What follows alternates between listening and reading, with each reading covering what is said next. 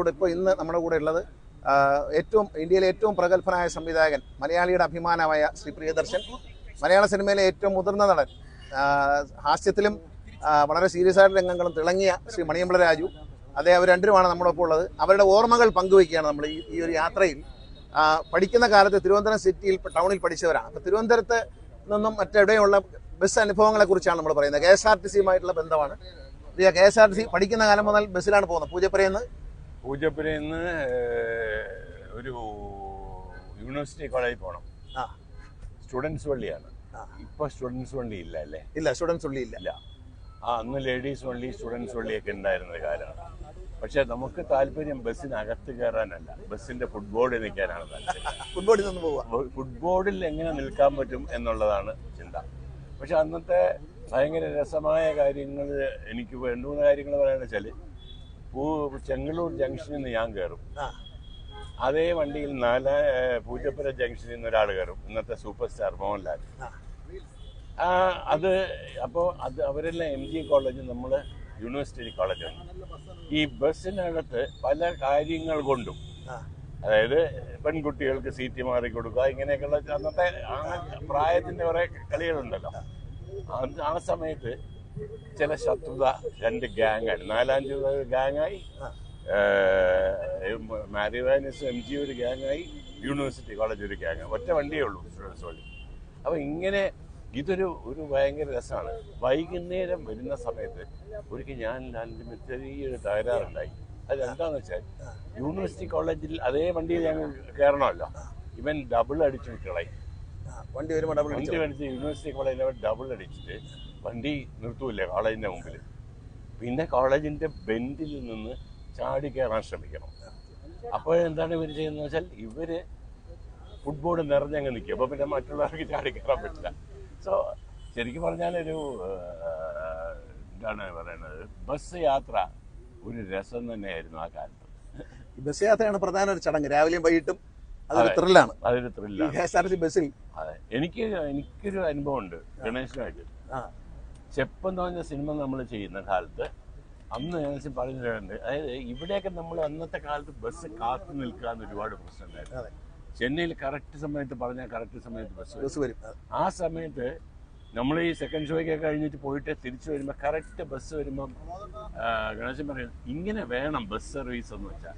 അങ്ങനെ ആക്കിയിട്ടുണ്ടോ ഇവിടെ? ഇവിടെ ഇപ്പൊ കറക്റ്റ് സമയത്ത് വരുന്നുണ്ട്, കറക്റ്റ് സമയത്ത് പുറപ്പെടുന്നുണ്ട്. ഈ ട്രാഫിക്കിന്റെ പ്രശ്നമൊക്കെ ഉള്ളൂ. അല്ലെങ്കിൽ അവർ കറക്റ്റ് സമയത്താണ് സ്റ്റാർട്ട്, നിർബന്ധമായിട്ടും കറക്റ്റ് സമയത്ത് പോകണം എന്ന് പറഞ്ഞിട്ടുണ്ട്. പരമാവധി അവർ പാലിക്കുന്നുണ്ട്. ഇപ്പം തന്നെ നമുക്ക് ചെലവ് ആപ്പ് എന്നൊരു ആപ്പുണ്ട്, KSRTC ചെലവ് ആപ്പ്. അത് മൊബൈലിൽ ഇട്ട് കഴിഞ്ഞാൽ വണ്ടി വരുന്ന കാണാം, ഇത്ര സെക്കൻഡിനുള്ളിൽ ഇത്ര മിനിറ്റിനുള്ളിൽ വണ്ടി വരുമെന്ന് കാണിക്കും. അപ്പം അതിലേക്ക് മാറിയാൽ മതി. ഇതിന്റെ ഒരു ഡിജിറ്റലൈസേഷന്റെ ഭാഗമായിട്ട് നമ്മൾ അതിലേക്ക് മാറി കഴിഞ്ഞു. നമുക്കറിയാം, താമസിക്കില്ല. അത് പറയാൻ കഴിഞ്ഞാൽ തീർച്ചയായിട്ടും അന്നത്തെ കാലത്ത് നമ്മളൊക്കെ ബസ് യാത്രക്കാരാണല്ലോ തീർച്ചയായിട്ടും. ആ സമയത്തുള്ള ഏറ്റവും വലിയ പ്രശ്നം ബസ് കാത്തുനിൽപ്പായിരുന്നു. പക്ഷെ കാത്തുനിൽപ്പ് ഒഴിവാക്കിയിട്ടുണ്ട്. അത് തന്നെയാണ് ഏറ്റവും വലിയ കാര്യം. കാത്തുനിൽപ്പ് ഒഴിവാക്കാം. വീട്ടിൽ നിന്ന് അപ്പോഴും ഇറങ്ങിയാൽ മതി. നമ്മൾ എത്ര സമയം കൊണ്ട് വീട്ടിൽ നിന്ന് സ്റ്റോപ്പിലെത്താന്ന് കാണാതെ. അങ്ങനെ പുതിയ മാറ്റങ്ങൾ വന്നിട്ടുണ്ട്. പിന്നെ ഈ ഫുട്ബോളിലാണെന്ന് തിരക്ക്, അകത്ത് ആളില്ല. അകത്താള് വളരെ കുറവാണ്. ഫുട്ബോളിലാണ് നിൽക്കുന്നത്. ഓടുന്ന ബസ്സിൽ ചാടി കയറുക, ഇതൊരു പഴയ വിനോദമാണ്. അതെ, ഇന്നൊക്കെ ഭയമാവും അങ്ങനെ ചെയ്തല്ലോ എന്ന് ആലോചിക്കുമ്പോൾ. അളിയന്റെ അനുഭവം എന്താണ്? തിരുവനന്തപുരത്തല്ലേ താമസിച്ചു? ഞാൻ തയ്ക്കാറാണ് താമസം. അപ്പം ബെല്ലടിച്ചിട്ട് പോയാൽ അത്ര അടുത്തായിരുന്നു മോഡൽ സ്കൂള്. അപ്പോൾ അങ്ങനെ അടുത്ത് കോളേജിലായപ്പോഴും നടന്ന് തന്നെ പോകാനുള്ള അടുപ്പമുണ്ടായിരുന്നു. പക്ഷേ എൻ്റെ വീടിൻ്റെ അടുത്തൊരു ആംഗ്ലോ ഇന്ത്യൻ ഫാമിലി താമസമുണ്ട്. അതിലൊരു പെൺകുട്ടിയെ എനിക്ക് അങ്ങ് ഇഷ്ടപ്പെട്ടു. അപ്പോൾ അവർ പറഞ്ഞു, ഇങ്ങനെ ബാക്കിൽ വരുമോ? അവർ ബസ് കയറുന്നത് സെൻറ്റ് ജോസഫ് സ്കൂളില്ലേ, ജനറൽ ഹോസ്പിറ്റൽ ജംഗ്ഷനിൽ നിന്ന് കയറണം. അപ്പോൾ അതുവരെ സൈക്കിൾ വരുമോ എന്ന് ചോദിക്കും. അപ്പോൾ ഞാൻ സൈക്കിൾ വാടക എടുത്തതിൻ്റെ പുറകെ പോയി ടൈം അഡ്ജസ്റ്റ് ചെയ്ത്, ഇടയ്ക്ക് ചെയിനൊക്കെ അഡ്ജസ്റ്റ് ചെയ്ത് ഈ ബസ്സിൽ ഇവരെ കയറ്റി വിടാൻ ബസ്സിൻ്റെ ബാക്കിലൊക്കെ പോയി. അവിടെ ചെന്ന് ഇവർ നടന്നാ പോണത്. അവിടെ നിന്നാണ് ഇവർക്ക് ബസ് ശംഖുമുഖത്ത് സ്കൂളിലേക്ക്. അങ്ങനെ ഞാൻ ജനറൽ ഹോസ്പിറ്റൽ ജംഗ്ഷനിൽ അവർ നിൽക്കുമ്പോൾ ഈ സൈക്കിളിൽ ഇങ്ങനെ പോകുമ്പോൾ ആ ജനറൽ ഹോസ്പിറ്റലിൽ കാലിൽ പ്ലാസ്റ്റർ ഇട്ട ഒരാൾ നടന്നത്. ഞാൻ ഈ സൈക്കിൾ കൊണ്ടുവന്ന കാലിലിടിച്ചു. അയാൾ ആ വേദന സഹിക്കാൻ വേദന ഈ പെണ്ണുങ്ങളുടെ മുമ്പ് എന്നെ ഉടുത്തു തൂക്കിയിട്ട് കവാല കുറ്റിക്ക് 2 അടി അടിച്ചത് പറഞ്ഞതും ഞാൻ സഹിച്ചു. എന്നെ ചതിച്ചത് ബസ്സിലെ കണ്ടക്ടറാണ്.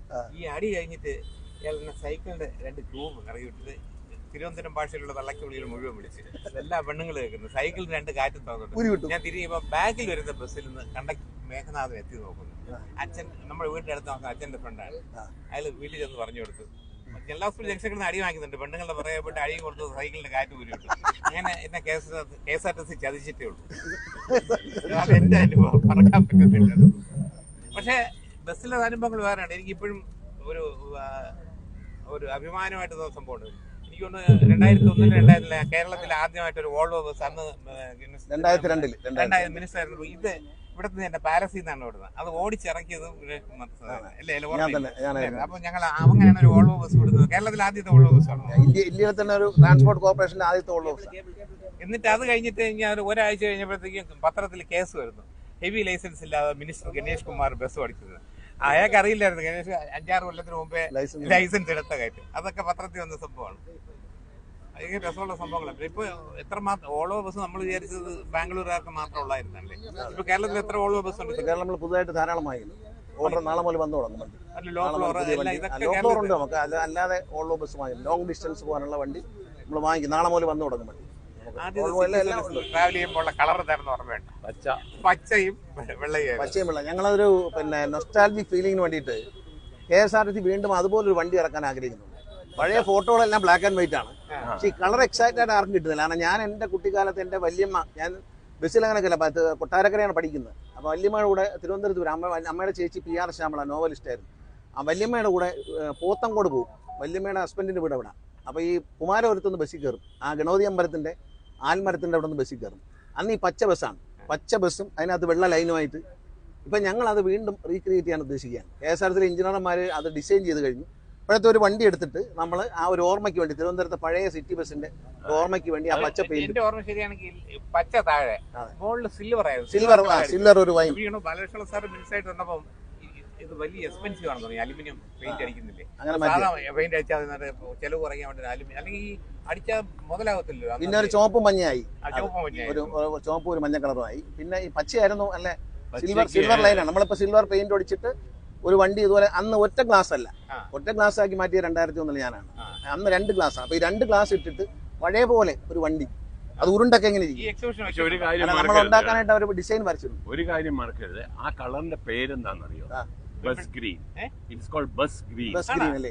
പെയിന്റിന്റെ അത് ബസ് ഗ്രീൻ എന്ന് പറയുന്നതാണ് ആ കളർ. നമുക്ക് ഇപ്പോഴും ആ കളർ കിട്ടിയിട്ടില്ല. പെണ്ണുങ്ങളുടെ പാവാട കളർ, അതാണ് കറക്റ്റ് അല്ലേ? ആ പച്ചയാണ് ഇതൊന്നും പറയാൻ പറ്റില്ല അല്ലേ? ബസ് ഗ്രീൻ എന്നാണ് ആ കളറിന്റെ പേര്. അല്ല, ഞങ്ങള് ഈ ഗ്രീൻ കിട്ടാൻ വേണ്ടി പ്രയാസപ്പെട്ടു വരാം. കാരണം ഒരു പല കളർ അടിച്ചുകൊണ്ട് കാണിച്ചു. പക്ഷെ എനിക്ക് ആ ഓർമ്മയിൽ നിന്ന് ആ കളറിൽ ഇതുവരെ എത്താൻ പറ്റില്ല. അത് ഇനി നോക്കാം നമുക്ക്. കാരണം വെച്ചാൽ അറിയാൻ പറ്റില്ല. എല്ലാം ബ്ലാക്ക് ആൻഡ് വൈറ്റ് പടങ്ങളാണ്. അന്നത്തെ കാലത്തെ എല്ലാ KSRTC പടങ്ങളും ബ്ലാക്ക് ആൻഡ് വൈറ്റിലാണ്, നമുക്ക് അറിയാൻ പറ്റത്തില്ല. പക്ഷെ അതൊരു കറുപ്പും വെള്ളയായിട്ടേ തോന്നുള്ളൂ. പക്ഷെ പച്ച കളറും ഒരു സിൽവറുമാണ്. വരും ടിക്കറ്റ് ഇപ്പറ കൂപ്പൺ ഉണ്ടെങ്കിൽ കയറാം. പണ്ട് കൂപ്പൺ ഉണ്ടെങ്കിലേ കേട്ടു. അതെ, പിന്നെ കൺസെഷൻ ഉണ്ടായിരുന്നു. ഇപ്പോഴും കൺസെഷൻ ഇല്ലേ? കൺസെഷൻ ഇപ്പോഴും ഉണ്ട്. ഇവിടെ ഇരുന്നോ?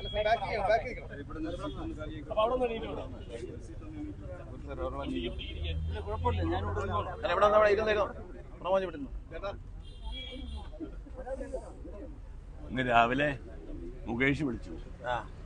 മുകേഷ് വിളിച്ചിട്ട് എന്തായാലും ചോദിച്ചു, അല്ല ഈ വളരെ മോശം സമയമാണോ? ഞാൻ ചെന്ന് അല്ല കാറൊക്കെ വിറ്റോ? അപ്പൊ ബസ്സിലാണ് യാത്ര എന്ന് കേട്ടു. മുകേഷ് അറിഞ്ഞു കയറി യാത്ര ചെയ്യുന്നവരെ. റെഡി? മുകേഷിന്റെ തമാശ കിട്ടിയ? മുകേഷ് രാവിലെ വിളിച്ച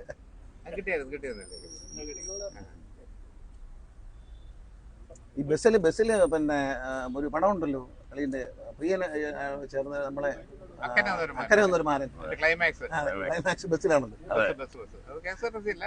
പ്രൈവറ്റ് ബസ്. അത് മാത്രം ഷൂട്ട് ചെയ്തത് ഞാനാ. ഡയറക്ടർ ഗിരീഷ് ആണെങ്കിലും ആ പാർട്ട് ഷൂട്ട് ചെയ്തത് ഞാൻ. ക്ലൈമാക്സ് ആയിരുന്നു ബസ് വെച്ചിട്ട്. അതുപോലെ ശബരിമല പോകുമ്പോ ഈ ബസ്സിൽ പോകുമ്പോഴേ, ബസ്സിലാണ് പോകുന്നത് അന്ന് ഞാനൊക്കെ പോകുന്നത്. അപ്പൊ ചിലർ ഈ ബസ്സിൽ ഒമിറ്റ് ചെയ്യുമ്പോഴത്തേക്ക് അന്നത്തെ ടെക്നോളജി കഴിവലല്ല, മണൽ വരിയിടും. ആ വണ്ടിക്കകത്ത് മണൽ വാരിയിട്ട് പിന്നെ നമ്മൾ പോയി തൊഴിലിട്ട് വരുന്നവരെ അവിടെ കിടക്കും. അന്ന് വേറെ സെറ്റപ്പ് പോലെ സംഭവം. ഞാനൊരിക്കൽ തന്നെ മൂന്നാറിൽ പോകുമ്പോൾ ഞാൻ ബസ് ഇരിക്കുമ്പോഴത്തേക്കും വെള്ളമായിരുന്ന ആരാണെന്ന് തോന്നുന്നു ഫ്രണ്ട് ചെയ്ത് ശ്രദ്ധിച്ച് കംപ്ലീറ്റ് എന്റെ ഷർട്ടിൽ മൂന്നാർ വരെ. എന്ത് ചെയ്യാൻ പറ്റും, നമുക്കൊന്നും പറയാൻ പറ്റില്ല. അവിടെ എന്റെ തലയിലാണെങ്കിൽ വെള്ളയാൾ എന്റെ നെഞ്ചി കൂടെ മണ്ണ് വാരിയിട്ട്. പ്രിയൻ ഇതേ റോഡിൽ ഓർമ്മയുണ്ട്? പ്രിയൻ ഇതേ റോഡിൽ ഒന്നാനാം കുന്നിൽ ഓരടി കുന്നിൽ ഈ കവടിയാർ റോഡിൽ സിറ്റി ബസ്സിനകത്ത് ഷൂട്ട് ചെയ്തിട്ടുണ്ട് KSRTC ബസ്. അന്ന് ഞാൻ സിനിമയിലൊന്നും അഭിനയിച്ചിട്ടില്ല. പ്രിയൻ അന്ന് ഇവിടെ പാട്ട് ഷൂട്ട് ചെയ്തത്. ഡബിൾ ഡെക്കർ അന്നുണ്ട്. ഡബിൾ ഡെക്കർ പണ്ടേ ഉണ്ട്. എന്റെ ഓർമ്മയിൽ ഞാൻ രണ്ട് കാര്യങ്ങൾ. ഒന്ന് കണ്ടിട്ടുള്ളത് സ്റ്റീം ബസ്സാണ്, വളരെ കുഞ്ഞായിരിക്കുമ്പോൾ ഒറ്റ ബസ് ഉണ്ടായിരുന്നു. രണ്ടാമത് ഡബിൾ ഡെക്കർ ഉണ്ടായ ഒരു കാലമുണ്ടായി. പിന്നെ ഡബിൾ ഡെക്കർ പോയി. പിന്നീട് ഇന്നാണ് ഞാൻ ആദ്യമായിട്ട് ഡബിൾ ഡെക്കർ കയറുന്നത്. ഒരിടയ്ക്ക് ഡബിൾ ഡെക്കർ ഇല്ലായിരുന്നു, പിന്നെ ഡബിൾ ഡെക്കർ വീണ്ടും വന്നു. അതെ, കാര്യം ഞാൻ റിയലി അപ്രീഷിയേറ്റ് ചെയ്യും. ഞാൻ വിചാരിച്ചു ഒരിക്കലും തിരുവനന്തപുരത്ത് ഇനി ഡബിൾ ഡെക്കറിന് ഓടാൻ പറ്റില്ല, ഈ മരങ്ങളും ഇതൊക്കെ. പക്ഷെ ഇതെല്ലാം കട്ട് ചെയ്തു അല്ലേ? ആ മരങ്ങൾ ഇതിനു വേണ്ടി നമ്മൾ കട്ട് ചെയ്തു. എല്ലാം ഈ വണ്ടി പോകുന്ന റൂട്ട് മരങ്ങളെല്ലാം പിന്നെ വണ്ടിയുടെ മുകളിൽ തന്നെ കട്ട് ചെയ്തിട്ടാണ്. അതെ, പക്ഷേ ഇതൊരു ലണ്ടന്റെ കൾച്ചറാണ്, ഈ നഗരം കാണിക്കാനായിട്ട് ഡബിൾ ഡെക്കർ ഓപ്പൺ ലണ്ടൻ കൾച്ചറാണ്. അല്ല, ഇപ്പൊ നമ്മൾ എറണാകുളത്ത് തുടങ്ങിയിട്ടുണ്ട് ഇതുപോലെ. എറണാകുളത്ത് നല്ല വിജയമാണ്, ഇവിടെയും നല്ല വിജയമാണ്. കാരണം ഈ മിക്കവാറും ദിവസം ഈ വണ്ടി ഫുള്ളായിട്ടാണ് പോകുന്നത്. ഈ മോളത്തെ നില എന്തായാലും ഫുള്ളായിരിക്കും എപ്പോഴും. കൂടുതലും ടൂറിസ്റ്റുകൾക്ക് വേണ്ടി. മൂന്നാറിലേക്ക് വേറെ ഡബിൾ ഡെക്കർ ഉണ്ട്. ഇവിടുത്തെ ഡബിൾ ഡെക്കർ തന്നെ ഗ്ലാസ്. കഴിഞ്ഞ ആഴ്ച ഞാൻ വരുമ്പോഴത്തേക്കും ഭയങ്കര മഴ, ഫുള്ള് ജനം. മഴയത്ത് ഭയങ്കര ഹാപ്പി പിള്ളേർ. അപ്പൊ നമുക്ക് ഭയങ്കര സന്തോഷമായി. കാര്യം മഴയൊന്നും പ്രശ്നമല്ല ആളുകൾക്ക്, അവർക്ക് എൻജോയ് ചെയ്യാന്നുള്ളത് ഇതൊരു ഭയങ്കര രസകരമായ ഒരു സംഭവമാണ് ഈ പോണോപ്പാഫ്. ഇവിടെ നല്ല എല്ലാ ദിവസവും ഭയങ്കര കളക്ഷനാണ്. നല്ല എല്ലാവർക്കും കയറാൻ താല്പര്യമുണ്ട്. കുട്ടികൾക്കൊക്കെ വലിയ താല്പര്യം അത് കയറി നഗരം കാണാൻ വേണ്ടി. തിരുവനന്തപുരത്തിന്റെ വേറൊരു വ്യൂ ആണ് കാണുന്നത്. ഇപ്പൊ മൂന്നാറിൽ ഓടുന്ന ബസ്സിലുമുള്ള ഗുണം വെച്ചാൽ മൂന്നാറിന്റെ വേറൊരു വ്യൂ ആണ് കാണുന്നത്. വേറെ ഹൈറ്റിൽ നിന്നാണ് കാണുന്നത്. വേറെ സംഭവിച്ചു കഴിഞ്ഞാൽ ഇത് ഈ പറഞ്ഞ കാമുകി വളരെ ഹാപ്പിയാണ്. എന്താ കാര്യം അറിയാം, ഒരു റെസ്റ്റോറന്റിൽ പോകണം, കാപ്പ് കുടിക്കണം, വട വാങ്ങിച്ചു കൊടുക്കണം, അവള് കയറി കൂടുതൽ ഐസ്ക്രീം ഒക്കെ പറഞ്ഞാൽ അത് അതിൽ നിന്നും പോകും. ഇതാകുമ്പോൾ ഒരു ടിക്കറ്റ് എടുത്ത് ഇവിടുന്ന് കയറി കഴിഞ്ഞാൽ അങ്ങോട്ടും ഇങ്ങോട്ടും ഞാൻ വിത്തെന്തോ പലരും കേട്ടാ. ഇത് ഇവിടുന്ന് ഈസ്റ്റ് പോർട്ട് വരെ പോയി നമ്മൾ വണ്ടി നോക്കുമ്പോൾ അവര് കാഴ്ച കാണുന്നില്ല, അവരങ്ങ് പ്രണയിക്കുകയാണ്. തിരിച്ച് അതുപോലെ ഇവിടെ വന്നിട്ട് തിരിച്ച് പോയിട്ട് ടിക്കറ്റ് എടുത്തു. അവർ പറഞ്ഞു ഇത്രയും സമയം നമ്മള് ഏത് രാജ്യത്താണെന്ന് അറിയണം, നമ്മള് സ്വർഗത്തിലായിരുന്നു അവരുടെ പ്രണയം. പ്രണയം തീരും. പക്ഷെ ബസ്സാണ്, ഓപ്പൺ ബസ്സാണ്. വേറെ പക്ഷെ ഒരു കാര്യം രാജു, ഒരു ബസ് യാത്രയിൽ ഒരുപാട് ബന്ധങ്ങൾ ഉണ്ടാവാറുണ്ട് അല്ലേ?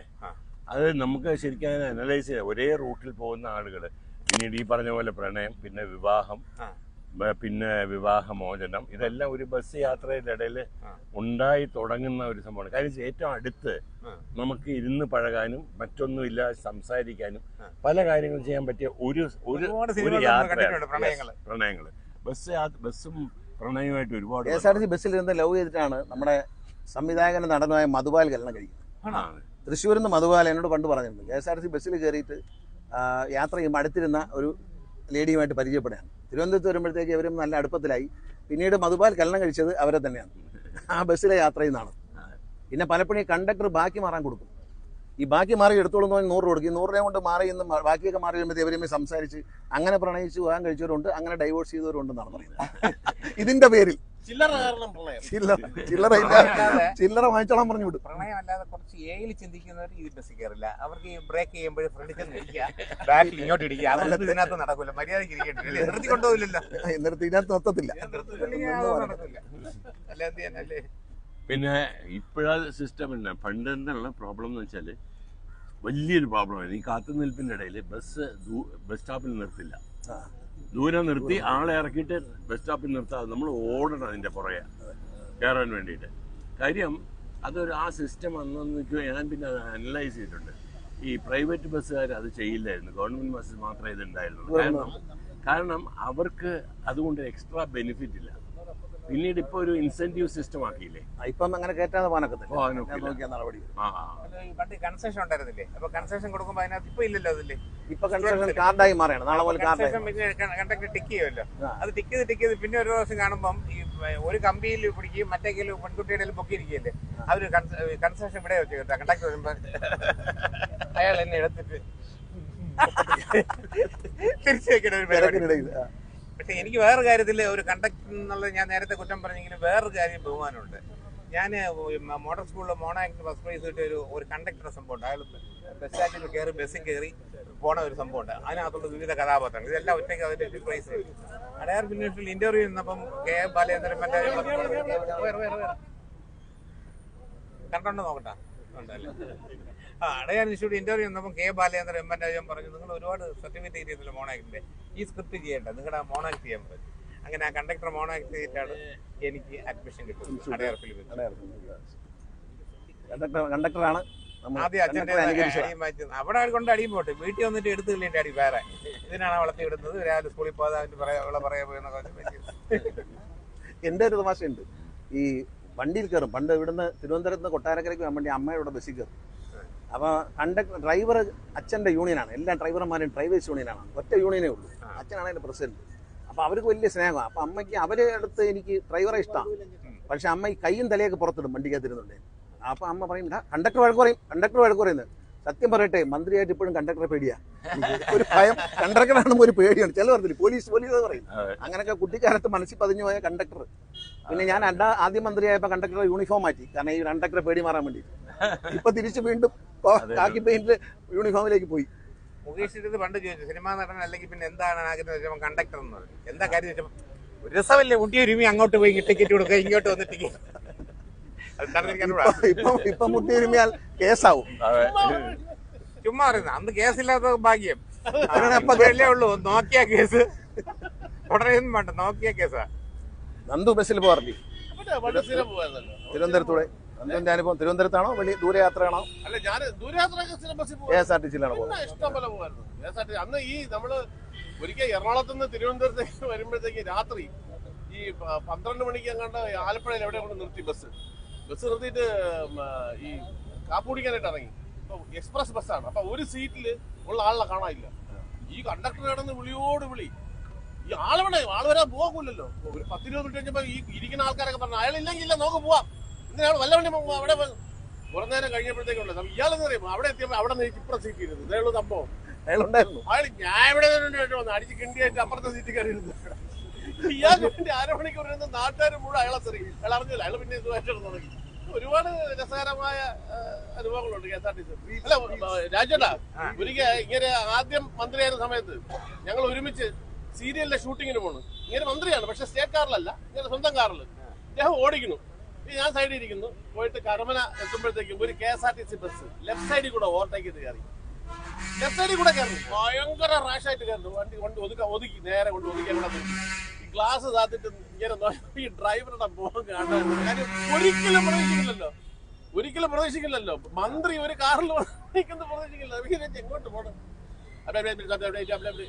ഇട സൈഡിൽ കൂടെ ഓവർടേക്ക്. അങ്ങനെയാണോ പഠിപ്പിച്ചിരിക്കുന്നത്? അത് അങ്ങനെ കിളി പോയി. അങ്ങനെയാണ് ചെയ്യുന്നുണ്ട്. അദ്ദേഹത്തിന് വേറെ ഒന്നും ചെയ്യില്ല. ഒരു 3 മാസം ഒന്ന് ട്രെയിൻ ചെയ്തിട്ട് വരാൻ പറഞ്ഞു. നന്നായിട്ട് ഡ്രൈവിംഗ് പഠിക്കാനായിട്ട് എടപ്പാളിലെ കാട്ടോ ഒന്ന് പോകാൻ പറഞ്ഞു. അത്രേ ഉള്ളൂ, വേറെ കുഴപ്പമൊന്നും പറ്റിയില്ല. ഈ ബസ്സിനകത്ത് പണ്ട് തിരക്കിനിടയ്ക്ക് വേറെ സാധനം ഉണ്ടായിരുന്നു, പോക്കറ്റ് അടിക്കാരൻ. അത് കാണുന്നില്ല, പോക്കറ്റ് അടിക്കാരൻ.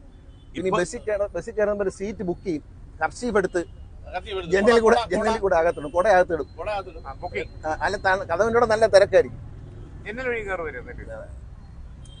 ഞാനൊരു കണ്ടക്ടറെ പേടിപ്പിക്കുമല്ലോ. അമ്മ കണ്ടക്ടറെ പേടിപ്പിക്കുന്ന കാലത്ത് ഒരു കണ്ടക്ടറെ പെരുമാറ്റം കണ്ട്. അത് ഞാൻ പലപ്പോഴും അവരോട് പറയാറുണ്ട്, നിങ്ങൾ ഇങ്ങനെ പെരുമാറരുത്. കാരണം ഒരു വ്യക്തി വന്ന് അദ്ദേഹം പറയാണ്, എന്നെ ഒന്ന് കോട്ടയത്തേക്ക് പോകാനായിട്ട് കൊണ്ടുപോകണം എന്നാണ്, തമ്പാനൂർ ബസ് സ്റ്റാൻഡിൽ നിന്നാണ്. അപ്പോൾ ഈ കണ്ടക്ടർ പറയുന്നുണ്ട്, കയറ്റൂല, കൂപ്പണുണ്ടോ എന്ന് ചോദിക്കുക. അപ്പോൾ ഇദ്ദേഹത്തിൻ്റെ കൂപ്പണില്ല. അദ്ദേഹം പറഞ്ഞ്, ഞാൻ ഇവിടുത്തെ മജിസ്ട്രേറ്റാണ്, എൻ്റെ അമ്മയ്ക്ക് അസുഖം കൂടുതലാണ്, ഈ കോട്ടയത്ത് പോകണമെന്ന് കൊണ്ടുപോകണം. അങ്ങോട്ട് മാറിയിരിക്കും. അത് കാലെടുത്ത് വട്ടം വെച്ചിരിക്കുകയാണ് കയറാതിരിക്കാൻ വേണ്ടി. അപ്പം ഞാൻ ഒരു സെക്കൻഡ് മനസ്സിലാലോചിച്ചു, ഇയാളെ മജിസ്ട്രേറ്റിന് മുമ്പിൽ കിട്ടിയ എന്തായിരിക്കും സ്ഥിതി? മജിസ്ട്രേറ്റിന് ആവശ്യമായിട്ട് സാറേ എന്ന് വിളിക്കുന്നു. അപ്പോൾ അത് കാണുമ്പോൾ ആ വിളിക്കും തോറും ഈ കണ്ടക്ടർ അങ്ങ് കയറും, അമ്മയെപ്പോട്ട് പൊങ്ങി കാല് കുറച്ചുകൂടെ പൊക്കി വയ്ക്കുക, കയറാൻ പറ്റത്തില്ല. അദ്ദേഹത്തിന്റെ ഒരു ബുദ്ധിമുട്ടാണ്. അമ്മയ്ക്ക് സുഖമില്ല, എനിക്ക് പോകണമെന്ന് പറയുമ്പോൾ ആളെന്തായാലും അറിയാതെ പെരുമാറും. അപ്പം ഞാൻ എപ്പോഴും പറയാറുണ്ട്, നിങ്ങളുടെ ബോഡി ലാംഗ്വേജ്, ഈ KSRTC ഡ്രൈവറുടെ കണ്ടക്ടറുടെ അനുസരിച്ച് അവരുടെ ശരീരഭാഷ വളരെ പ്രധാനമാണ്. ആ ശരീരഭാഷ നല്ലതല്ലെങ്കിൽ യാത്രക്കാർ അസ്വസ്ഥരാകും. ചിലരുടെ ബിഹേവിയർ ആൾക്കാരെ അസ്വസ്ഥരാക്കും, യാത്രക്കാരെ. ഇപ്പോൾ അതൊക്കെ കുറേ മാറിയിട്ടുണ്ട്. ഒരുപാട് ചെറുപ്പക്കാരൊക്കെ വന്നു, അവർ പഠിത്ത എഡ്യൂക്കേഷൻ ഉള്ളവരാണ്, അവർ നന്നായിയൊക്കെ ബിഹേവ് ചെയ്ത് തുടങ്ങിയിട്ടുണ്ട്. അത് KSRTC വലിയ ഗുണമാണ്. കാരണം അവരുടെ ഒരു 95% ആൾക്കാർ നന്നായി പെരുമാറും. ചില ആളുകൾ കളക്ഷൻ നന്നായിട്ട് കൂടിയിട്ടില്ലേ? ഇപ്പൊ കളക്ഷൻ കൂടുതലാണ്. KSRTC നഷ്ടവും കുറഞ്ഞിട്ടുണ്ട്. KSRTC നഷ്ടം കഴിഞ്ഞ മെനഞ്ഞാന്നത്തെ ദിവസം KSRTCയുടെ കണക്കനുസരിച്ച് കഴിഞ്ഞ വർഷം ഇതേ ദിവസം 83 ലക്ഷം രൂപ നഷ്ടമാണ്. കഴിഞ്ഞ മെനഞ്ഞാന്ന് ഈ വർഷം KSRTC 10 ലക്ഷം രൂപയുടെ നഷ്ടമുള്ള ആ ദിവസം 10 ലക്ഷമായി കുറഞ്ഞു നഷ്ടം. 80 ലക്ഷമായിരുന്നു കഴിഞ്ഞ വർഷം ഇതേ ദിവസം, 10 ലക്ഷമായിട്ട് കുറഞ്ഞു. വലിയ പല മാസങ്ങളിലും പല ദിവസങ്ങളിലും വലിയ വ്യത്യാസം ഉണ്ട്. ഞാനൊരു കാര്യം കൂടെ നോട്ട് ചെയ്തു. ഇപ്പോൾ ആ ബാക്കിലൊരു ബോർഡ് ഒട്ടിച്ചിട്ട്, അതായത് ഞാൻ കറക്റ്റായിട്ട് ഡ്രൈവ് ചെയ്യുന്നുണ്ടോ ഇല്ലെങ്കിൽ നിങ്ങൾ ഇന്ന നമ്പറിൽ വിളിക്കണമെന്ന്. അതൊരു ആര് നമ്പർ വിളിച്ചാലും ഇമ്മീഡിയറ്റ്ലി വാട്സാപ്പിൽ എടുത്ത് അയക്കാൻ വേണ്ടിയിട്ടാണ്. വാട്സാപ്പിൽ ഷൂട്ട് ചെയ്യും. ഈ വണ്ടി റാഷായിട്ട് ഓടിക്കുന്നത് ഷൂട്ട് ചെയ്തിട്ട് മൊബൈലിൽ ഷൂട്ട് ചെയ്ത് അങ്ങ് അയച്ചാൽ മതി. അയച്ചു കഴിഞ്ഞാൽ അവരത് ആക്ഷൻ എടുക്കും. അവർ ആ വീഡിയോ കണ്ടതിന് ശേഷം ആക്ഷൻ എടുക്കും. അപ്പോൾ ഇപ്പോൾ അങ്ങനെ റാഷായിട്ട് ഓടിപ്പോൾ ഒന്ന് കുറഞ്ഞിട്ടുണ്ട്. അപകട മരണങ്ങൾ കുറഞ്ഞിട്ടുണ്ട്. മദ്യപിച്ച് വണ്ടി ഓടിക്കുന്ന കുറഞ്ഞിട്ടുണ്ട്. ഇതൊക്കെ വളരെ ഡ്രൈവർ ബസ് ഓടിച്ചോണ്ടിരുന്നപ്പോൾ മൊബൈലിൽ സംസാരിച്ചിട്ടുണ്ട്. ആൾക്കാർ പറഞ്ഞു ഞാൻ വീഡിയോ ഓൺലൈനിൽ വന്നു. അതൊക്കെ കർശന നടപടിയാണ്. കാരണം യാത്രക്കാരും ഇതൊക്കെ പകർത്തുന്നുണ്ട്, മാധ്യമങ്ങളിലൂടെ പുറത്തു വിടുന്നുണ്ട്. അപ്പോൾ അതുകൊണ്ട് അത് കണ്ടു കഴിഞ്ഞാൽ അപ്പോഴേ ആക്ഷനാണ്. അതൊന്നും അനുവദിക്കില്ല. പിന്നെ മദ്യപിച്ചുകൊണ്ട് വണ്ടി ഓടിക്കാൻ അനുവദിക്കില്ല. വളരെ സ്ട്രിക്റ്റാണ്. പരിശോധിച്ചിട്ടേ കേട്ടുള്ളൂ വണ്ടി. നമുക്ക് മരണസംഖ്യ, ആക്സിഡന്റിലുള്ള മരണസംഖ്യ കുറഞ്ഞിട്ടുണ്ട്. KSRTC ഇടിച്ചിട്ടുള്ള മരണം. പിന്നെ പലപ്പോഴും ആളുകൾ ശ്രദ്ധിക്കാതെ ഇടയിൽ കൂടെ ഒക്കെ ചെന്ന് കയറും. ഡ്രൈവറുടെ കുഴപ്പമല്ലാത്ത സംഭവങ്ങളുണ്ട്. എന്തോ സിറ്റിക്കകത്ത് കോളേജിൽ പോകുന്ന കഥയൊക്കെ പറഞ്ഞു പ്രിയൻ. എന്തോന്നും പറഞ്ഞില്ല. ഞാൻ കോളേജ് ബസ്സിലാണ് പോയിക്കൊണ്ടിരുന്നത്. ഇടയ്ക്കിടയ്ക്ക് വല്ലപ്പോഴും ബസ്സിൽ കയറുന്നു. നല്ല കുട്ടിയായിരുന്നു. കോളേജ് ബസ്സിൽ പോകുന്ന ആളായിരുന്നു. അങ്ങനെയല്ലായിരുന്നു. അന്നത്തെ ബസ്സിന്റെ ഫുട്ബോർഡിന്റെ ഭാഗം താന്ന് കിടക്കും. ഓർമ്മയുണ്ട്? ഈ എല്ലാവരും നിന്നിട്ട് അന്ന് രണ്ട് ബസ് ചരിഞ്ഞാണ് പോകുന്നത്. ബസ്സെല്ലാം ഫുട്ബോർഡിലായിരിക്കും. ഫുട്ബോൾ ഇന്നുകൊണ്ടാണോ മോഹൻലാൽ ഒരു ചരിവ് ബസ്സിന്റെ? അങ്ങനെ വർഷങ്ങൾക്ക് ശേഷം ഒന്ന് ബസ്സിൽ തിരുവനന്തപുരത്തൂടെ പോകാൻ പറ്റി. അതൊരു വലിയ ഭാഗ്യമാണ്. വളരെ അവിചാരിതമാണ്. പ്രിയനെ കിട്ടുമെന്ന് ഞാൻ ഒരിക്കലും വിചാരിച്ചല്ല. നിങ്ങളെല്ലാം വിളിച്ചൊരു ഇന്റർവ്യൂ എടുക്കണം എന്ന് വിചാരിച്ചിങ്ങനെ. പക്ഷേ ഇന്നലെ അവിചാരിതമായിട്ട് പ്രിയൻ എന്നെ വിളിക്കുകയാണ്. ഞാനിവിടെ ഉണ്ട്, എവിടെയുണ്ട് ഒന്ന് കാണാൻ, ഞാൻ കാണണമെന്ന് പറഞ്ഞു. അപ്പോഴാണ് ഞാൻ പറയുന്നത്. അപ്പോൾ എനിക്കൊരു ഐഡിയ പോയി. എന്നാൽ പിന്നെ ഇന്ന് ബസ്സിൽ പോകാം. അപ്പോഴാണ് ഞാൻ അളിയനെ വിളിച്ചത്. നാളെ ലാലും വരുന്നുണ്ട്. അതെ, നാളെ ലാലേട്ടൻ വരുന്നുണ്ട്. നാളെ അല്ല, ബസ്സിലൊന്ന് യാത്ര ബസ്സിൽ നാളെ KSRTC ബസ്സിൽ നാളെ ഒന്ന് യാത്ര വരാൻ സമ്മതിച്ചിട്ടുണ്ട്. അപ്പം നമ്മളൊരു 10-11 മണി ഓടി പുതിയ വോൾവോ നാളെ രാവിലെ എത്തും. അതിൽ ഒന്ന് യാത്ര. മാത്രമല്ല ഈ പറഞ്ഞ കാര്യത്തിന് വേണ്ടി ഞാനൊരു സാധാരണ ബസ്സും കൊണ്ടുവരുന്നുണ്ട്. ഫുട്ബോളിലും നിർത്തി ഒരു ഫോട്ടോ എടുക്കാം. പ്രിയൻ പറഞ്ഞപ്പോൾ ഒരു ഐഡിയ. ഫുട്ബോളിൽ സ്ഥിരമായി യാത്ര ചെയ്യുന്ന ആളെ ഫുട്ബോളിൽ നിർത്തി ഒരു ഫോട്ടോ എടുക്കണം. ഞാൻ ഫുട്ബോളിൽ നിർത്തി പാട്ട് ഷൂട്ട് ചെയ്തു. വന്ദനത്തിൽ വന്ദനത്തിൽ ഷൂട്ട് ചെയ്തു. അത് കർണാടക ബസ്സാണ്. കർണാടക ബസ്സിലാണ് നമ്മൾ ഷൂട്ട് ചെയ്തിട്ടുണ്ട്. അന്ന് ഞാനാണ് വണ്ടി ഓടിക്കുന്നത്. ക്യാമറ ഇരിക്കുന്ന വണ്ടി ഞാനാണ് ഓടിക്കുന്നത്. ഞാനാണ് അതിന്റെ കാർ ചേസുകളും പാട്ടും ഒക്കെ എടുക്കുന്നത്. ഞാൻ ഓടിച്ചിട്ടാണ്. അല്ലെങ്കിൽ എന്നെ പറ്റി പറഞ്ഞു ഞാൻ നല്ല ഡ്രൈവറാണെന്നൊരു ഫാന്റാസി. ഞാൻ കണ്ടിട്ടുള്ള ഏറ്റവും ബ്രില്യന്റ് ഡ്രൈവർമാരിൽ ഒരാളാണ് ഗണേശ്. ആക്ച്വലി നല്ല ഭയങ്കര ഫാസ്റ്റ് ആയിട്ട് ഓടിച്ചാൽ പോലും നമുക്ക് രണ്ടുപേരാണ് ഞാൻ കണ്ടിട്ടുള്ള. രണ്ടുപേരാണ് ഇവിടെ ഇങ്ങേരും അവിടെ തമിഴ്നാട്ടിലെ സുരേഷ് ബാലാജി. രണ്ടുപേരും ഇത്രയും മുഗ്ഗരനായിട്ട് വണ്ടി ഓടിക്കുന്നത് കണ്ടിട്ടില്ല, ലൈഫിൽ കണ്ടിട്ടില്ല. ആൻഡ് ഇറ്റ്സ് ഗണേശ് വണ്ടി ഓടിക്കുന്നത് നമുക്ക് ഒരിക്കലും പെട്ടെന്ന് ബ്രേക്ക് ചെയ്യോ നമ്മൾ അങ്ങോട്ട് പോവുകയോ ഒന്നും ചെയ്യില്ല. ഭയങ്കര അതെന്താണെന്നറിയോ, ബേസിക്കലി ഭയങ്കര എൻജോയ് ചെയ്താ ഓടിക്കുന്നത് അല്ലേ? അതുകൊണ്ടാണ് എനിക്ക് ഏറ്റവും ടെൻഷൻ ഉള്ളപ്പോൾ ഞാൻ വണ്ടി ഓടിക്കും. ഏറ്റവും മനസ്സിന് ടെൻഷനുള്ള സമയത്ത് കുറച്ചു നേരം വണ്ടി ഓടിച്ചാൽ എൻ്റെ എല്ലാ ടെൻഷൻ മാറും. ഞാൻ ഈ വണ്ടിയെ ഓടിച്ചിട്ടുണ്ട്, ഈ ഡബിൾ ഡെക്കറെ ഓടിച്ചിട്ടുണ്ട്, എല്ലാം ഓടിക്കും. എല്ലാ വണ്ടിയും ഓടിക്കാൻ നമ്മളൊരു വാഹനങ്ങളോട് എനിക്കൊരു സ്നേഹമുണ്ട്. എപ്പോഴും പണ്ടുണ്ട്. ഞാനും പ്രിയനോട് മദ്രാസിൽ കൂടെ കാർ പോകും രാത്രി. അതെ, അന്ന് ഡ്രൈവിംഗ് പഠിക്കുകയാണ്. ഒരു വണ്ടി എടുക്കും, ഒരു ഫിയറ്റ് കാർ, അതിലൊരു പോക്കുണ്ട്. രാത്രി റോഡിലൊന്നും ഒരാളും കാണത്തില്ല. എവർഷൈൻ്റെ ഒരു വണ്ടി, താഴേക്ക് ഓട്ടയാണ്. എന്റെ റണ്ണിംഗ് ബോർഡൊക്കെ പോയി. നമ്മളെ ഓടി പോകുമ്പോൾ റോഡ് കാണാം ആ വണ്ടിക്കകത്ത്. ഇതൊരു ബ്രൗൺ ആണ്. ഈ പറഞ്ഞ പോലെ ഗണേശ് പറഞ്ഞത് ശരിക്കും കാല് കുറച്ച് തെറ്റി വെച്ചാൽ റോഡിൽ കാല് പോകും. തുരുമ്പ് വണ്ടിയാ വരുന്നത്. തമിഴ്നാട്ടിൽ ഒരു സ്ത്രീ പോയല്ലോ, ആ വീഡിയോ ഉണ്ടല്ലോ തമിഴ്നാട്ടില്. ബസ്സിനകത്ത് തമിഴ്നാട്ടിൽ ബസ് അടിയിൽ പോയിട്ട് അവർ രക്ഷപ്പെട്ടു, നേരെ സെൻട്രലിൽ വീണു, അവർ വോട്ടായി പോയി. അതിന്റെ വീഡിയോ ഉണ്ട്, ഇപ്പോഴും യൂട്യൂബിലുണ്ട് ആ വീഡിയോ. തമിഴ്നാട് ബസ്സിൽ നമ്മുടെ അല്ല ഭാഗ്യത്തിന്, നമ്മുടെ ബസ്സിന് അത്രയും ബുദ്ധിമുട്ട് വന്നില്ല. അതിനു മുമ്പ് ഇദ്ദേഹം കയറി, അതുകൊണ്ട് രക്ഷപ്പെട്ടു. അത്രയും മോശമായില്ല. ഇപ്പോൾ നമ്മുടെ ബസ്സുകളുടെ കണ്ടീഷനാണ് കുഴപ്പം. അപ്പോൾ നമ്മുടെ യാത്ര സുരക്ഷിതമാണ് KSRTC. പിന്നെ നല്ല എനിക്ക് തോന്നുന്നത് ഏകദേശം വന്നതിന് ശേഷമാണ് രണ്ട് കാര്യങ്ങൾ ഭയങ്കരമായിട്ടുണ്ട്. ഒന്ന് നമ്മുടെ ട്രാൻസ്പോർട്ട്, പിന്നെ ഒന്ന് സിനിമയുടെ KSRTC ബെസ്റ്റ് തിയേറ്ററുകൾ, നല്ല സുഖകരമായിട്ട് ഏറ്റവും നല്ല പ്രൊജക്ഷൻ ഇപ്പോഴും KSRTC തിയേറ്ററാണ്. പ്രൊജക്ഷൻ സിനിമയ്ക്ക് തന്നെ ഒരു ഉണർവുണ്ടായി. അതുപോലെ ബസ്സുകൾ തന്നെ നമ്മളിപ്പോഴും ആ പച്ചയും വെള്ള അടിച്ച് നടന്നിട്ടില്ല. ഇപ്പോൾ വോൾവോ ലോഫോർ ബസ് എല്ലാം വന്നില്ലേ. ഇപ്പൊ കിടന്ന് ബാംഗ്ലൂർ പോകല്ലേ, വരാൻ പോകണോ? സ്ലീപ്പർ ബസ് വന്നു KSRTC AC സ്ലീപ്പർ. ഇപ്പം നമ്മൾ പുതിയ ഇറക്കുന്നുണ്ട്. വോൾവോയുടെ സ്ലീപ്പറും വരുന്നു. വോൾവോ ആദ്യം ഇന്ത്യയിൽ സ്ലീപ്പർ ഉണ്ടാക്കും. നാളെ വരുന്ന സീറ്റാണ് ഒരു അടുത്ത മാസം. 2 നിലയാണല്ലേ അകത്ത് കിടക്കാൻ? 2 തട്ടായിട്ട് കിടക്കാവുന്ന വോൾവോയുടെ ആദ്യത്തെ സീറ്റിംഗ് വണ്ടി നമുക്കാണ് വരുന്നത്.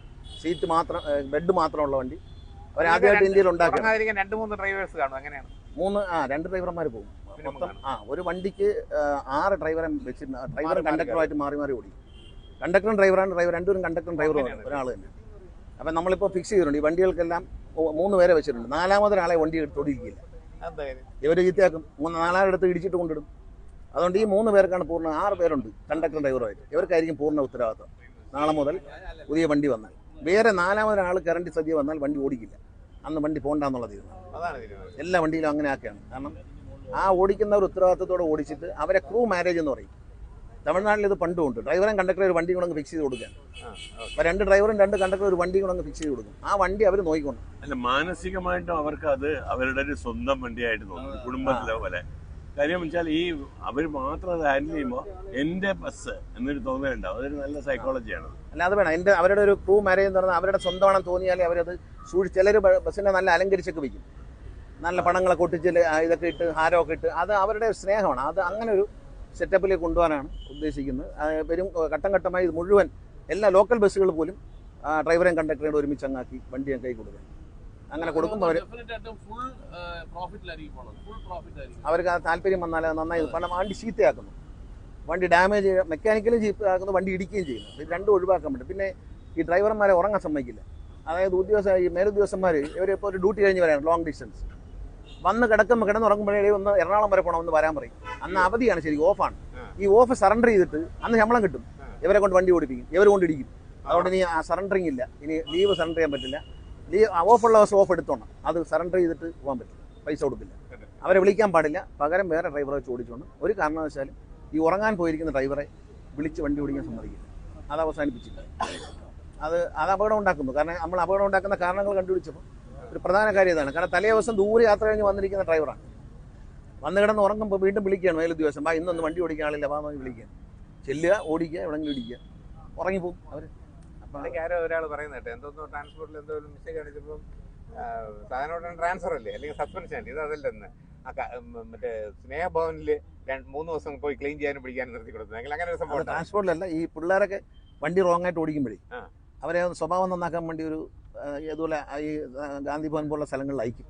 ഇവരെ ഈ ഒരു അമച്വറായിട്ടുള്ള ബിഹേവിയർ മാറാൻ വേണ്ടിയിട്ട് സേവനം ചെയ്യാമെന്ന നിയമത്തിൽ പറയുന്നുണ്ട്. ആ സേവനത്തിനാണ് വിടുന്നത് പലപ്പോഴും. അങ്ങനെ ഒരു ജീവകാരുണ്യ പ്രവർത്തനം ഒരു 4-5 ദിവസം ചെയ്തിട്ട് വരിക. ഇപ്പം അത് മാത്രമല്ല, ഇപ്പം ലൈസൻസ് അങ്ങ് സസ്പെൻഡ് ചെയ്യും. മദ്യപിച്ച് വണ്ടി ഓടിച്ചാൽ സസ്പെൻഡ് ചെയ്യണം. സസ്പെൻഡ് ചെയ്ത് കഴിഞ്ഞാൽ അവരൊരു ട്രെയിനിങ് സെൻ്റർ ഉണ്ട് എടപ്പാളിൽ. അവിടെ പോയി 5 ദിവസമുള്ള ട്രെയിനിങ് ഉണ്ട്. ട്രെയിനിങ് സർട്ടിഫിക്കറ്റ് വാങ്ങിച്ചുകൊണ്ട് വന്നാൽ മാത്രമേ ഉദ്യോഗസ്ഥന്മാർ ലൈസൻസിനെ പുതിയ മാറ്റി കൊടുക്കുന്നത്. അതുവരെ സസ്പെൻഷനാണ്.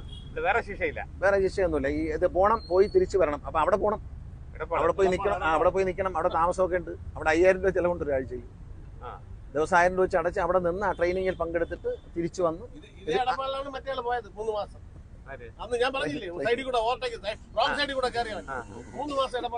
ഇപ്പോഴും ഡ്രൈവർമാർ നമ്മൾ KSRTCയിലും അങ്ങനെ കുഴപ്പം കാണിച്ചാൽ നമ്മളത് ട്രെയിനിങ് കഴിഞ്ഞ് തിരിച്ചു കയറ്റുന്നു. ആരെയും ഈ മദ്യപിച്ച് പോകുന്ന എല്ലാവരും പിടിച്ചു കഴിഞ്ഞാൽ ഇപ്പോൾ പോലീസും മോട്ടോർ വെഹിക്കിൾ ഡിപ്പാർട്ട്മെൻറ്റ് അപ്പം തന്നെ സസ്പെൻഡ് ചെയ്യണം. ഇത് അവർ സസ്പെൻഡ് ചെയ്യും. പോലീസ് റിപ്പോർട്ട് കൊടുത്താൽ ലൈസൻസ് സസ്പെൻഡ് ചെയ്തിട്ട് അത്. കാരണം ഇത് അപകടം കുറച്ചേ പറ്റൂ. നമ്മൾ വളരെ സ്ട്രിക്റ്റ് ആയില്ലെങ്കിൽ റോഡിൽ മരണങ്ങളുടെ എണ്ണം വല്ലാതെ കൂടും. അതുകൊണ്ട് നമ്മൾ അതിനകത്ത് ഒരു വിട്ടുവീഴ്ചയില്ല. കേരളത്തിൽ ഇന്ത്യയിലൊരു വ്യത്യാസമുണ്ട്. കേരളത്തിൽ ഏറ്റവും കുറച്ച് ലൈസൻസ് ടെസ്റ്റ് പാസ്സാക്കുന്ന സംസ്ഥാനം കേരളമാണ്. ഇപ്പം 99% ജയിക്കുമായിരുന്നു. 99.9% ജയിക്കുമായിരുന്നു ഒരു ദിവസം. ഇപ്പോഴങ്ങനെയല്ല. ഇപ്പം 48 മുതൽ 50% ജയിക്കുള്ളൂ. ഒരു ദിവസം 100 പേര് ടെസ്റ്റ് എഴുതിയാൽ അതിൽ 48 പേരോ 50 പേരോ ജയിക്കത്തുള്ളൂ. വീണ്ടും വരണം. വളരെ സ്ട്രിക്റ്റ് ആണ് ഇപ്പോൾ. അങ്ങനെ നിസ്സാരമായി കണ്ടുകൊണ്ട് ലൈസൻസ് കൊടുക്കുന്നത് നിർത്തിയില്ലെങ്കിൽ നാളെ ഇതുപോലെ അപകട മരണങ്ങൾ കൂടിക്കൊണ്ടേയിരിക്കും. കാരണം വണ്ടി ഓടിക്കാൻ അറിയാത്തവരാണ് പലരും. ഈ അടുത്ത കാലത്ത് മാധ്യമങ്ങൾക്കറിയാം, തിരുവനന്തപുരത്ത് ഇഞ്ചക്കൽ ഒരാൾ കൈതളി 2018 എടുത്ത ലൈസൻസാണ്, കൈതളിയാൻ ഇറങ്ങി ഒരാൾ ഇടിച്ചം കൊന്നു. കൈതളിയാൻ ഇറങ്ങിയത് ഇപ്പോഴാണ് ഡ്രൈവിംഗ് പഠിക്കുന്നത്. 2018 ലൈസൻസ് കിട്ടിയ ആളാണ്. പക്ഷേ ഇപ്പോഴാണ് ഡ്രൈവിംഗ് വണ്ടി ഓടിക്കാൻ ഇറങ്ങുന്നത്. ഇറങ്ങിയപ്പോഴത്തേക്കും ഇടിച്ചു, ആൾ മരിച്ചു. ഒരാൾ റോഡേ പോകുന്നവർക്ക് ഇടി കിട്ടിയില്ല. അതുകൊണ്ട് അങ്ങനെ ഇടി കിട്ടണ്ട എന്ന് വിചാരിച്ചുകൊണ്ടാണ്. പല സമ്മർദ്ദങ്ങളുണ്ടായിട്ടും ഗവൺമെൻറ് അത് വിട്ടുകൊടുത്തില്ല. കാരണം പല സമ്മർദ്ദവും വന്നു. ഡ്രൈവിംഗ് സ്കൂളുകാരെ ഭാഗത്ത് നിന്നൊക്കെ വലിയ സമ്മർദ്ദം ഇപ്പോഴും നടന്നുകൊണ്ടിരിക്കുകയാണ് സമ്മർദ്ദം. പക്ഷേ ആരും മൈൻഡ് ചെയ്യാറില്ല. ബഹുമാനപ്പെട്ട മുഖ്യമന്ത്രി എന്നോട് പറഞ്ഞു നല്ല ലൈസൻസേ കൊടുക്കാവൂ. ആ ഒരൊറ്റ ബലത്തിൽ ഈ കർശനമാക്കിയിരിക്കുകയാണ്. ഈ കമ്പൽസറി ആയിട്ട് ഈ ലൈൻ ട്രാഫിക് ചെയ്യാനായിട്ടൊക്കെ ഭയങ്കര അത് ഒരു കാരണവശാലും ആരും അതിന്റെ വലിയ കഷ്ടമാണ്. അല്ല, അത് നമ്മൾ പരിശോധിച്ചുകൊണ്ടിരുന്നു. പക്ഷേ ഈ തൃശ്ശൂരൊക്കെ റോഡെല്ലാം പൊളിച്ചിട്ടിരിക്കുകയാണ്. ഒരു ലൈനും ഇല്ലാത്ത നിലയിലേക്ക് ഈ ഹൈവേ ഡ്രൈവിംഗിൽ ഇപ്പോൾ ലൈൻ ട്രാഫിക് പഠിപ്പിക്കുന്നുണ്ട്. KSRTC ഡ്രൈവിംഗ് സ്കൂളുണ്ട്, അവിടെ ലൈൻ ട്രാഫിക് പഠിപ്പിക്കുന്നുണ്ട്. കാരണം ലൈൻ ട്രാഫിക് അറിയില്ല. ലൈനിൽ അങ്ങനെ വണ്ടി ഓടിക്കണമെന്ന് ഡ്രൈവർക്ക് അറിയില്ലല്ലോ. വണ്ടി ഓടിക്കുന്ന അറിയില്ല. ഒരു മെയിൻ റോഡിലെ ഒരു ഹൈവേയിലൊക്കെ റൈറ്റ് സൈഡിൽ കൂടെ ഒരു സ്കൂട്ടറൊക്കെ അങ്ങ് പോക്കളെ.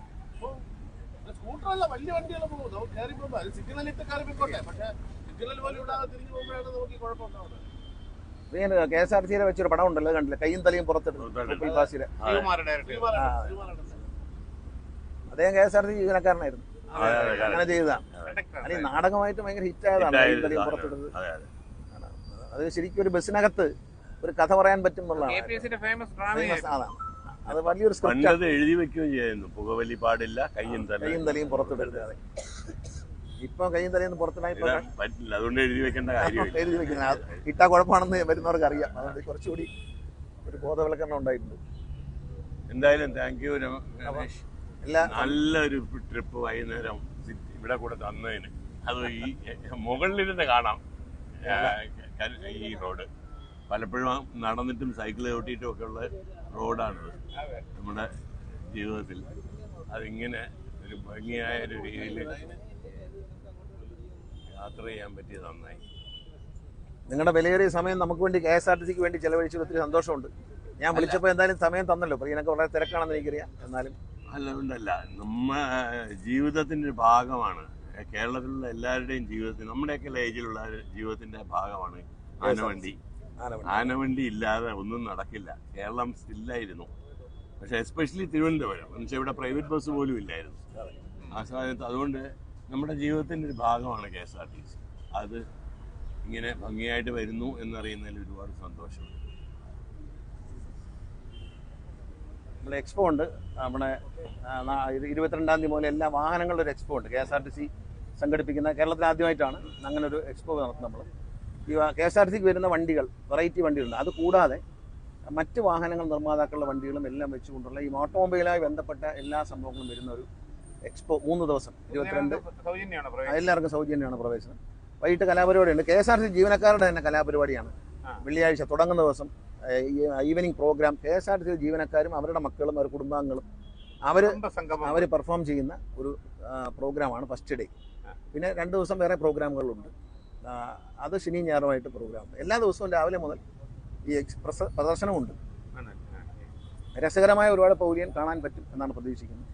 KSRTC CMD അത് ഉടനെ നേതൃത്വം കൊടുത്ത എല്ലാ KSRTC ജീവനക്കാർ ഒന്നടങ്കം ഇതൊരു ഈ ഒരു ഇൻസിഡന്റ് എന്ന് പറഞ്ഞ ഒരു സംഭവം KSRTCയുടെ ഒരു പുതിയ തുടക്കമാണ് ആയിരിക്കും എന്നതിൽ യാതൊരു സംശയമില്ല.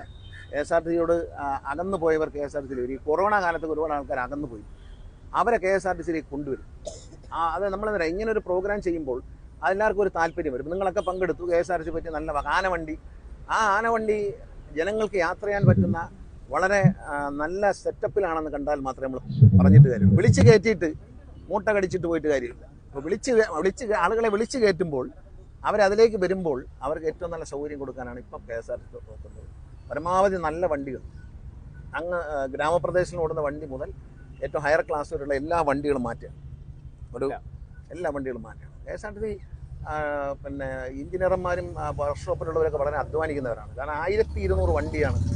ഞാൻ മന്ത്രിയായിട്ട് വരുമ്പോൾ ശ്രീ പ്രമോദ് ശങ്കർ MD ആയിട്ട് വരുമ്പോൾ വർക്ക്ഷോപ്പിൽ ഒരു ദിവസം കിടക്കും. പോലീസ് സ്റ്റേഷനിലും വർക്ക്ഷോപ്പിലുമായി, കോടതിയിലും പോലീസ് സ്റ്റേഷനിലും വർക്ക്ഷോപ്പിലുമായിട്ട് 1200 വണ്ടിയാണ്. ഇന്നലെ 457 വണ്ടി മാത്രമേ വർക്ക്ഷോപ്പിൽ കിടത്തുള്ളൂ. ബാക്കി വണ്ടി മുഴുവൻ നമ്മുടെ കയ്യിലുണ്ട്. നമ്മൾ ഓടിക്കുന്നതുകൊണ്ട് ഓടിക്കാത്ത ഇട്ടിട്ടുണ്ട്. ഓടിക്കാതെ ഏതാണ്ട് 400-ലധികം വണ്ടികൾ നമ്മൾ ഒതുക്കിയിട്ടിട്ടുണ്ട്. റണ്ണിങ് കണ്ടീഷനായിട്ട് സ്റ്റാൻഡ് ബൈ ആയി നമ്മുടെ കയ്യിലുണ്ട്. ഓർഡിനറി ബസ്സുകൾ എല്ലാം 400 വണ്ടിയുടെ മേലെ നമ്മുടെ കയ്യിൽ ഇപ്പം നമ്മൾ ഓടിക്കാതിട്ടുണ്ട്, സ്പെയർ ബസ്സായി. അതുകൊണ്ട് നമ്മൾ ആ ഒരു KSRTC എഫിഷ്യൻസി വർദ്ധിച്ചു എന്നുള്ളത് വളരെ പ്രധാനം. നമ്മൾ KSRTC വർക്ക്ഷോപ്പുകളെല്ലാം എയർ കണ്ടീഷൻ ചെയ്യും. ജീവനക്കാർ കിടക്കുന്ന സ്ഥലങ്ങൾ മുഴുവൻ ഞങ്ങൾ എയർ കണ്ടീഷൻ ചെയ്യും. രാത്രി വന്ന് ഡ്യൂട്ടി കഴിഞ്ഞ് വന്നാൽ പ്രധാന സ്റ്റേഷനുകളിലെല്ലാം, തിരുവനന്തപുരത്ത് പാപ്പനംകോട് വന്നു, കോഴിക്കോട് പിന്നെ പാലക്കാട് വന്നു, ഇവിടെ എല്ലാം ജീവനക്കാർ വന്ന് കിടക്കുന്ന വിശ്രമിക്കുന്ന സ്ഥലങ്ങൾ എയർ കണ്ടീഷൻ ആക്കുക. ഓരോന്നോരോന്നായിട്ട് സ്പോൺസർമാരെ സംഘടിപ്പിച്ചൊക്കെയാണ് ചെയ്യുന്നത്. പക്ഷെ എന്നാൽ അവർ വന്നു കഴിഞ്ഞാൽ നല്ലൊരു വിശ്രമം, നന്നായി ഒന്ന് ഉറങ്ങി എഴുന്നേറ്റാൽ അപകടങ്ങൾ കുറയും എന്നുള്ളത് കൊണ്ടാണ് എല്ലാം സ്ഥലം. ഇനി എല്ലാം സോളാർ എനർജിയിലേക്ക് കൊണ്ടുപോകണം. അപ്പോൾ KSRTC കറണ്ട് ചാർജ് വല്ലാതെ കുറയും. അതിനുള്ള പണം നമ്മുടെ ഇല്ലാത്തതുകൊണ്ടാണ് ചെയ്യുന്നത്. വരുന്ന മുറയ്ക്ക് അത് ചെയ്യും. ഓരോ ബസ് സ്റ്റേഷനും ഒരു സോളാറിലേക്ക് പോയി കഴിഞ്ഞാൽ നമുക്ക് ഭയങ്കര ഒരു ഗുണം കിട്ടും എന്നാണ് പറയുന്നത്. എന്ത് പറയുന്നത്? All the best. Thank you. ഇത് ചെറിയ അച്ചീവ്മെന്റ് ഒന്നും അല്ല.